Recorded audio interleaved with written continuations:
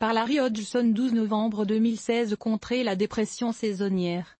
Grâce aux végétaux, les plantes peuvent aider à prévenir le blues hivernal. À l'automne, les humains tendent à se laisser aller à la dépression, un état appelé par les spécialistes troubles affectifs saisonniers, TAS, ou SAD, de l'anglais Seasonal Affective Disorder. En langage courant, on dit plutôt dépression saisonnière ou blues hivernal. Les symptômes sont multiples, diminution d'énergie, perte d'intérêt, isolement, insomnie, etc. La cause de ce problème n'est pas bien comprise, mais on ne pense plus que le facteur le plus important soit la grisaille du temps, comme on le croyait autrefois, mais plutôt la longueur du jour réduite. Selon cette théorie, l'être humain a évolué sous les tropiques, où les journées durent environ 12 heures toute l'année et il aurait de la difficulté à composer avec des journées de moins de 12 heures. Évidemment, loin de moi l'idée de me faire psychologue. Si vous souffrez de dépression profonde, bien sûr il faut consulter. Mais si vous ne vous sentez que légèrement déprimé durant les mois d'hiver, il y a plusieurs façons d'y faire face. Le traitement des experts pour l'état serait la luminothérapie,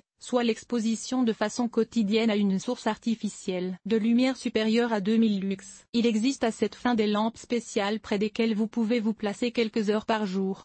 Celles qui produisent jusqu'à 10 000 lux ne demandent que 30 minutes d'exposition. Mais il existe aussi une thérapie encore moins coûteuse et, quant à moi, plus plaisante, s'entourer de plantes. Les bienfaits des végétaux sur la santé. Le fait de tout simplement arroser des plantes augmente le moral. Il existe de nombreuses études, littéralement des centaines, qui indiquent que la présence des végétaux dans l'environnement des humains a un effet bénéfique sur leur santé, tant mentale que physique. Travailler avec les plantes, les arroser, les rempoter, etc., a un effet déstressant reconnu, mais même juste les voir apaise l'esprit. Paraît-il que même regarder des photos de jardin est bénéfique pour la psyché. C'est pourquoi les hôpitaux et les maisons de retraite modernes s'efforcent d'ajouter des jardins extérieurs à leur terrain et d'incorporer des espaces pour des plantes vivantes dans les chambres. Même à l'école, les étudiants apprendraient plus facilement et retiendraient davantage d'informations quand la salle de classe contient de la verdure. La présence de plantes dans un bureau augmente la productivité. Des employeurs n'ont pas hésité à emboîter le pas.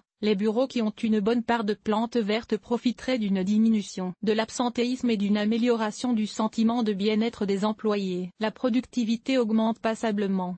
Et les profits aussi. Évidemment, une partie de ces effets est physique. Les plantes filtrent l'air de ses impuretés, augmentent, légèrement, le taux d'oxygène, améliorent l'humidité relative et amenuisent les bruits de fond, tous des facteurs qui affectent positivement la santé des humains. Mais l'effet psychologique semblerait encore plus important. Autrement, comment expliquer le fait que les gens qui voient des plantes au loin, sans jamais les approcher, les toucher ni profiter du filtrage d'air qu'elles offrent, se sentent plus heureux et moins anxieux? Des plantes chez vous. Une plante ou deux dans l'appartement peut réduire le stress. Il ne serait pas nécessaire de remplir sa maison de végétaux pour profiter des effets psychologiques de leur présence. Une plante, ça et là, ou un petit regroupement de végétaux dans le coin du salon, il n'en faudrait pas plus pour réduire le stress. Et si votre employeur ne fournit pas de végétaux d'intérieur, peut-être pourriez-vous obtenir la permission d'en apporter? Pour être efficace, cependant, les plantes doivent pouvoir rester en vie. Une plante brune et morte n'est d'aucune efficacité. Ainsi il faut considérer les besoins des végétaux avant d'en incorporer dans votre décor intérieur. Toutes les plantes ont besoin de lumière. Pensez d'abord et avant tout que la lumière est l'unique source d'énergie des plantes. Ce ne sont pas les engrais qui nourrissent les plantes comme bien des gens le pensent,